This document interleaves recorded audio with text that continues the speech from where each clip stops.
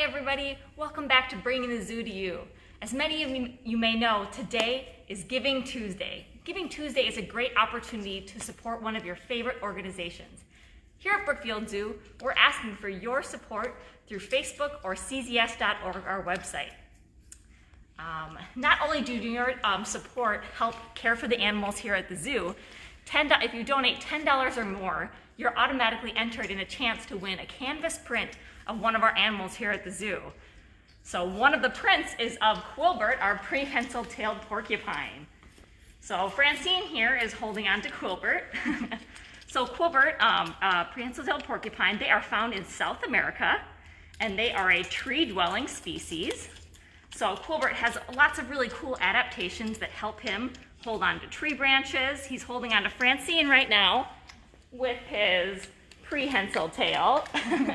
So that can grab onto her shoulder, but it can also grab onto branches.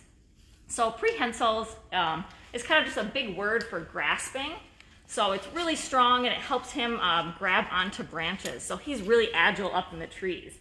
He also has really grippy feet that help him climb around in the trees. So he's really specialized for living up in the trees. So you guys are probably getting a really good close-up of some of the snacks that Quilbert is munching on. Francine's feeding him just his regular diet that he gets here at the zoo. He's getting lots of veggies and biscuits. So porcupines are a type of rodent. So you might be familiar with rats and beavers, mice. Those are all different types of rodents. So if you get really close up into his mouth, you might be able to check out his really big rodent teeth. So those are really sharp, and they're really long, and they're really, really strong. His are really brightly colored orange, and that's because they have iron in them, and that provides a lot of strength, so he can chew through really strong things. He might use those teeth to chew through bark, chew on branches. In the wild, he would be munching on things like leaves and wood, maybe even through some nuts. So those are all a wide variety of things that he would eat out in the wild. Here at the zoo, his favorite food that he gets just for training are peanuts. He really likes to eat those. But he also enjoys a wide variety of different vegetables that he gets every day. So what he's going to use to be able to find all of his food out in the wild is that really, really big nose. It's pretty squishy, kind of feels like a marshmallow. But he has an excellent sense of smell. So he's going to use that nose to help him navigate all around his environment. So he uses that to smell, sniff out all of his different types of food that he's going to be looking for. Now, having that sense of smell is especially important because prehensile-tailed porcupines are nocturnal. So they're awake at night. So he's not really relying on his sense of sight, but more so on his sense of smell to help him find his way all across his environment. He's got pretty decent hearing, but mostly he's going to rely on that sense of smell. All right, most notably, we're going to focus a little bit more on his quills. That's going to be his line of defense. So we're pretty familiar with porcupines having quills. So we mentioned that he is from South America, so he is a New World porcupine. So you might be able to see up close. Now you can't see at the tip, but these guys have barbs on the ends of their quills. So if a predator were to come across him and actually try to attack him, his quills would get embedded into their skin and they would fall out of his body. A lot of times people think that porcupines shoot their quills, but that's actually a myth. He can't shoot them, they fall out of his body. Very similar to our hair. Quills are just modified hairs. So they're just really kind of sharp, thick versions of our own hair. So he uses those for defense. Now they're really smooth on his body right now because he's really comfortable. He's having a good time with Francine, getting all of his favorite foods and exploring. But if he were to feel threatened or scared, he would push all of his quills straight up, make himself look bigger and much scarier. And then if a predator were to get too close, he might back into them to defend himself if he felt really threatened. All right, now he's showing off his really great climbing skills. He's using all of his feet and then his tail for extra support. So these guys are really good climbers. They sleep up in the trees. So he'll grab on with that tail add for support, and then sleep during the day. And then he uses that tail to maybe add support if he wants to grab for something, reach for a branch out in the trees. So it definitely adds a lot of extra support. So he's really, really good at moving around. How much? Oh, go ahead. I was just going to say, how much does he weigh? All right, Francine. Francine is one of his primary caretakers, so she weighs him every month. What was his last weight? His weight is 4 kilograms, so he's close to 10 pounds.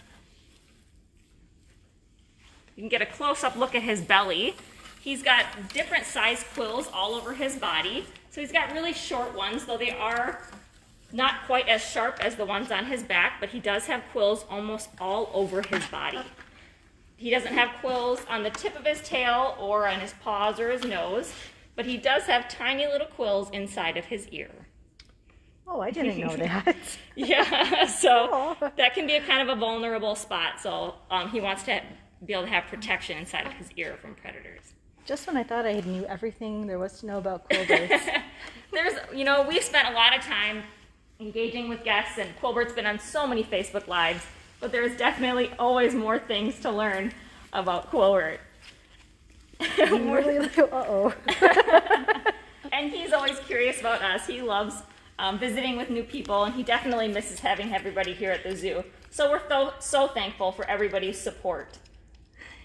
And how old is he? Oh, Quilbert is 3 years old now. Is that right, Francine? I believe he's 2. 2? Look, I'm learning something new every day, too. It's hard to keep track of all these babies that we have here at the zoo. And time sure does fly. It feels just like yesterday that he was a tiny little porcupine, and we were raising him here for everybody to see. Is he a vegetarian? He is a vegetarian, so he gets just fruits and veggies, biscuit, lettuce. In the wild, he very well could chew on a bone if he were to find that. Sometimes we give him antlers to chew on, but he wouldn't be eating any meat or anything like that, just to wear down his teeth. Because as I mentioned before, he is a rodent, so their teeth continually grow. So he has to wear them down on branches to maintain their length. So what is it that he's eating right now today? Well, looks like right now he's munching on green beans. He got a lot of that in his diet. He has some fruit, some pear, a variety of biscuits. We try not to give him the same thing every day. We want to mix it up and make his life really enriching. He's definitely a noise. Oh, there comes the peanut. His favorite. So he's really good at cracking that open and picking out all the juicy insides. How many babies are born at once? Just one baby is born at a time, and they're called porcupets. So you said his quills have barbs on them, but are they also really sharp? Or they are extremely sharp. Yep, we have to be careful because when we're cleaning around him, if he drops a quill and we pick it up, we can accidentally get that caught in our hand, even when we're just cleaning and he's not there. When Francine handles him, he just puts his soft feet on her hand. So we're still very careful, even when he's calm and has all of his quills down. We can easily bump into that and get poked. So we definitely have to be careful around him because they are very sharp. So we know that Peterson, the tamandua, likes avocados. Does Quilbert also like avocado?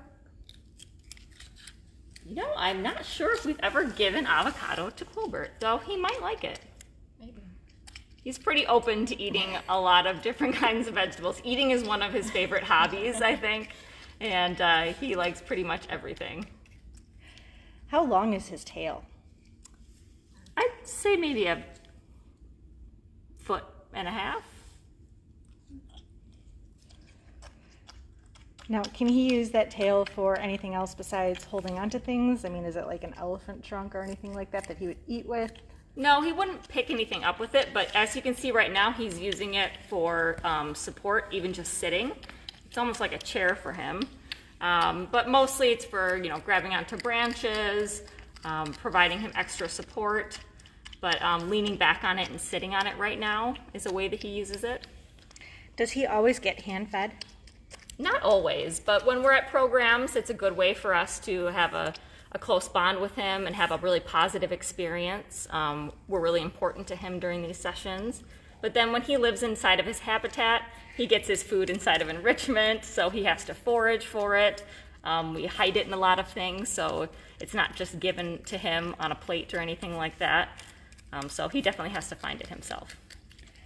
Does he know his name? He does. He does, yep. Sometimes he's sleeping and we have to wake him up, so we'll say Quilbert, or sometimes we call him QQ, and he wakes right up. So he does have quills coming down on the base of his tail, but at the end, are those quills or is that soft? They're soft. They're kind of like little guard hairs. You can get closer. Like right here where he's going to be grabbing onto a branch, there isn't really anything right there. It's bald, just skin. But underneath there, these are quills.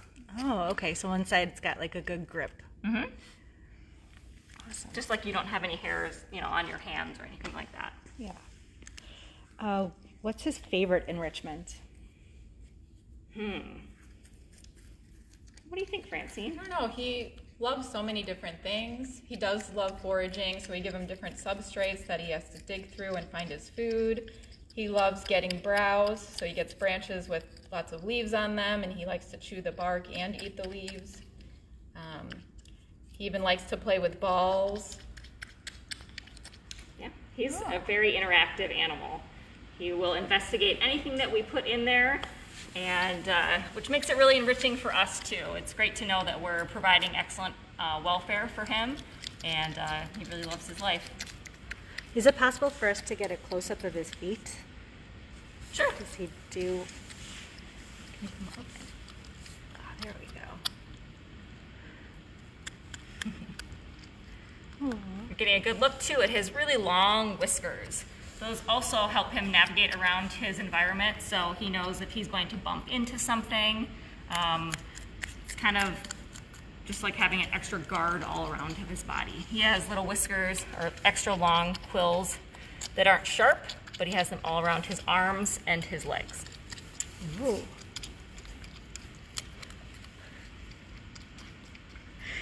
Can you remind us what type of porcupine he is? Quilbert is a prehensile-tailed porcupine. Sometimes they're also called a Brazilian porcupine. And is he smelly? Super smelly. He smells a lot. Yep. They scent mark a lot, and his urine smells pretty bad. So they're definitely very smelly animals. Now, is he always going to be this color? Yep. When he was born, he was bright red. So, but as an adult, this is his final coloration, black and white. His mother is darker, black, and she doesn't have as much white on her body. But his dad, I think, is a little bit more yellow. So you can see he has a little bit of yellow underneath his quills. So between different porcupines, they can vary in their coloration, but this is what Quilbert will look like. Where do they sleep in the wild? They sleep up in trees. So they might find a crick in a branch, or maybe a hollowed out area in a branch or in a tree trunk, but they will definitely sleep up in the trees. That's a nice safe place for them. And where does he live here at Brookfield Zoo? He lives over in Wild Encounters.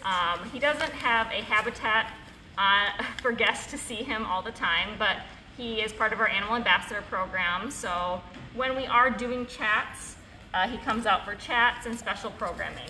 Whoa! And he's off. Look at that. He knows how to run on the ground.